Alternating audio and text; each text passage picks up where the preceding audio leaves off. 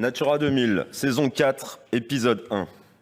Petit résumé des saisons précédentes. Saison 1. En 2018, vous bloquez 22,5 millions de fonds européens à destination de Natura 2000.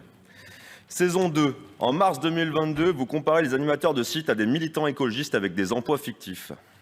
S'ensuit une forte mobilisation. Les courriers d'élus de tous bords politiques pleuvent à la région. 27 associations s'associent et obtiennent plus de 16 500 signatures sur une pétition. Rien n'y fait.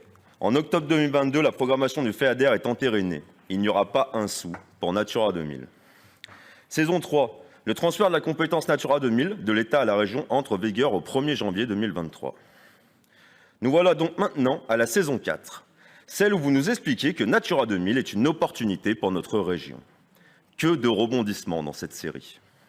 Ça serait presque drôle si cela n'impactait pas le travail fourni par des milliers d'acteurs et si cela ne mettait pas en péril les emplois de plus de 150 personnes.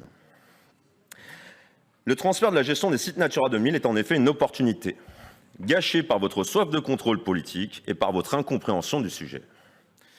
Incompréhension qui s'explique facilement, car il n'y a pas eu de concertation avec les acteurs de terrain, malgré leurs demandes répétées. Natura 2000 est le plus vaste réseau d'espaces naturels préservés au monde.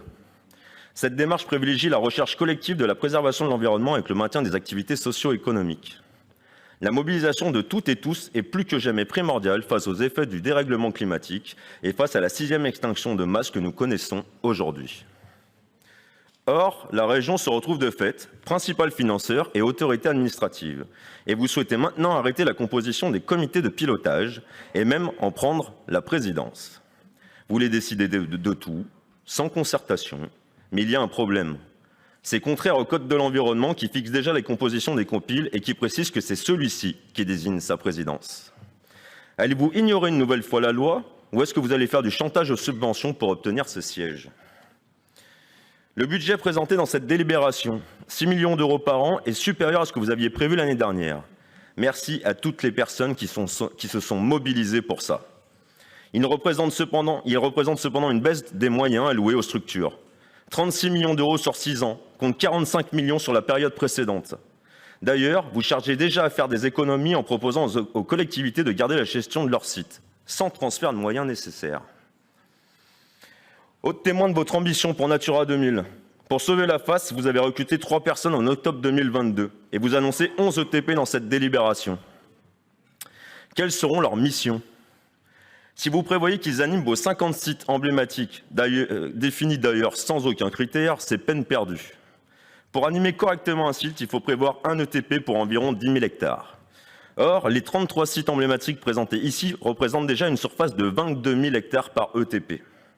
Comment se déplaceront-ils sur chaque site pour conduire leur projet ou pour réaliser les inventaires faune-flore ?